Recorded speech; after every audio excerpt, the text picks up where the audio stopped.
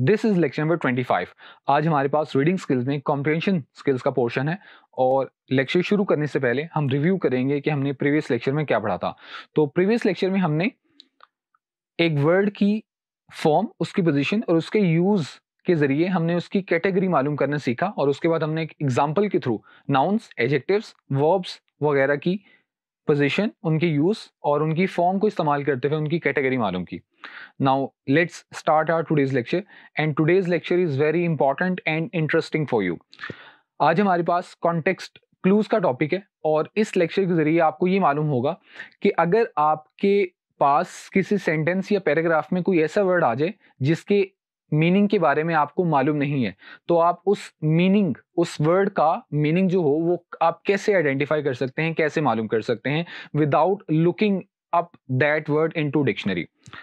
Now सबसे पहले मैं आपको कॉन्टेक्स्ट और क्लूज दोनों के बारे में इंडिविजुअली बता दूं। क्लूज क्लू की प्लूरल है और क्लू कहते हैं हिंट को, इशारे को, और कॉन्टेक्स्ट किसको कहते हैं? एक जुमले में अगर कोई खास वर्ड है जिसके मीनिंग के बारे में आपको नहीं पता, तो उस वर्ड के अलावा जितने तमाम वर्ड्स होंगे वो तमाम वर्ड्स मिलकर उस अननोन मीनिंग वाले वर्ड को क्लियर करने में आपकी हेल्प करेंगे। तो वो तमाम वर्ड्स, बाकी तमाम वर्ड्स मिलकर कॉन्टेक्स्ट बनाएंगे। मिसाल के तौर पर अगर मैं किसी शख्स को कहता हूं वेयर, कहाँ, तो ऑब्वियसली उसको क्लियर नहीं होगा कि क्या चीज पूछी गई है। लेकिन अगर मैं उसको उसकी बैकग्राउंड इंफॉर्मेशन दे देता हूं और मैं साथ ही कहता हूं they said to me we are going, I asked where, अब पूरे जुमले से ये क्लियर हो रहा है कि वेयर का मीनिंग क्या है असल में, या वेयर किस क्वेश्चन के लिए इस्तेमाल हो रहा है। तो वेयर के अलावा बाकी तमाम जो हिस्सा है वो तमाम कॉन्टेक्स्ट कहलाएगा। अब कॉन्टेक्स्ट क्लूज क्या होते हैं?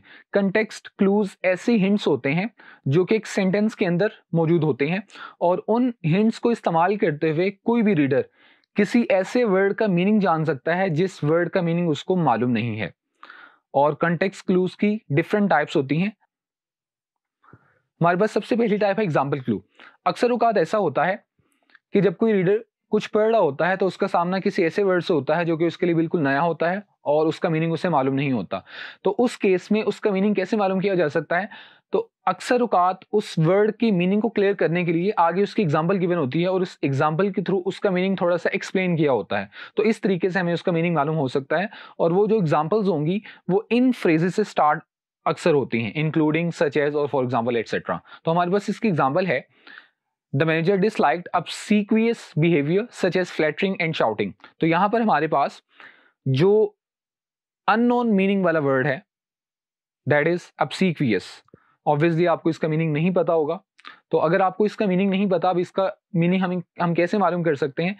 थोड़ा सा आगे सच एज लिखा हुआ है और आपको बता दिया अभी गया है कि सच एज, इंक्लूडिंग और फॉर एग्जाम्पल, ये तमाम ऐसे फ्रेजेस हैं जो कि किसी वर्ड की एक्सप्लेनेशन के लिए यूज होते हैं।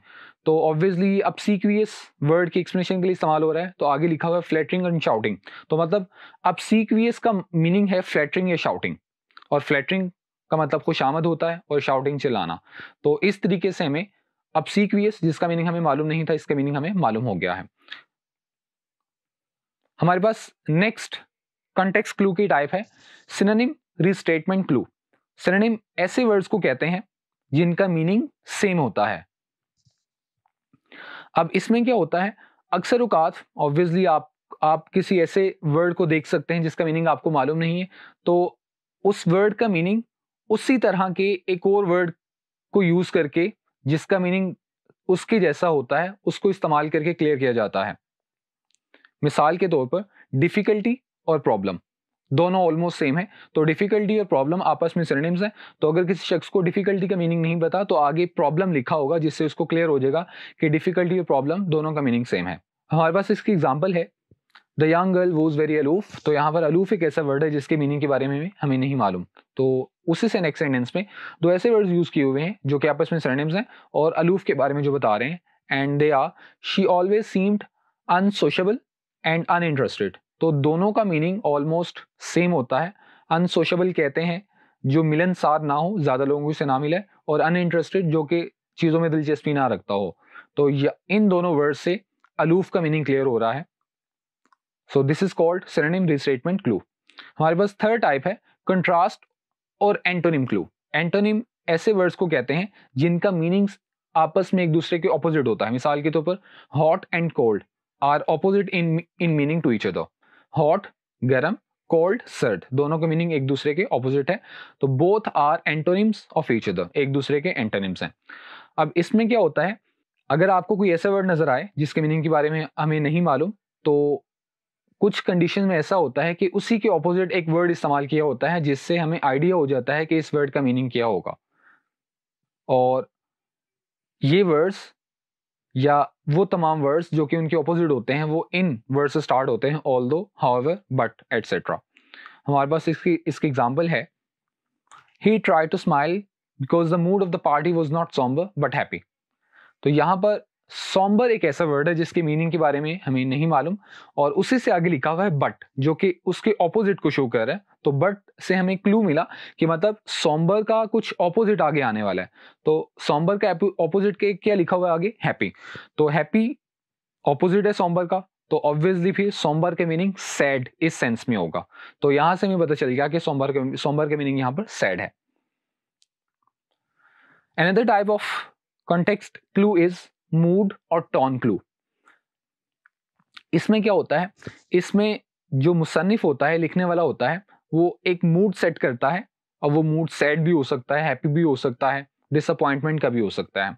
और अगर आपको उस पैराग्राफ में या उस जुमले में कोई ऐसा वर्ड नजर आ जाए जिसका मीनिंग आपको नहीं मालूम, तो उस पैराग्राफ का या उस सेंटेंस का जो मूड होगा, जो टोन होगी, जो लहजा होगा, उस लहजे या उस मूड से भी आपको क्लियर हो सकता है कि उस वर्ड का क्या मीनिंग हो सकता है। मिसाल के तौर पर, when the children at the birthday party saw the cake, the balloons and the clown, they were ecstatic। अब यहाँ पर एक्सटैटिक एक ऐसा वर्ड है जिसके मीनिंग के बारे में हमें नहीं मालूम।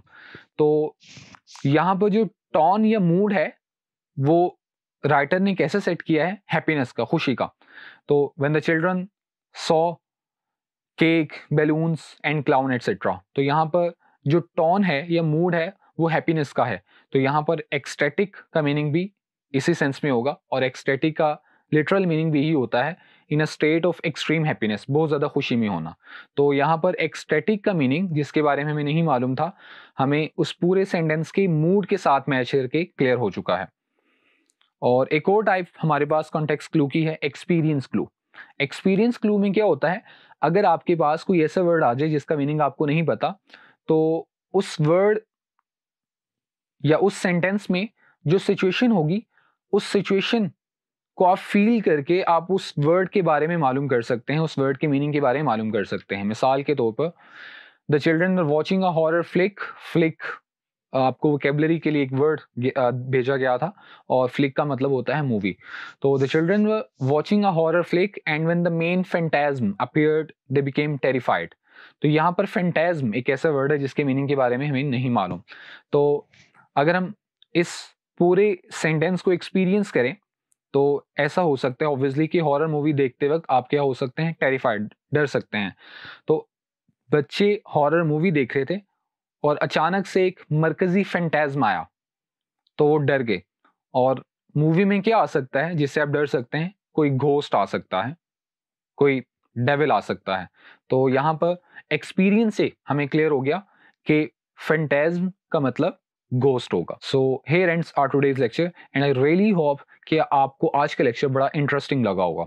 और आज हमने कॉन्टेक्स्ट क्लूज के बारे में पढ़ा है कि कॉन्टेक्स्ट क्लूज क्या होते हैं, उसके बाद हमने उनकी टाइप्स पढ़ी, और वो 5 हमने टाइप्स पढ़ी, example clue, synonym, restatement clue, contrast और एंटोनिम क्लू, मूड और tone clue, and experience clue.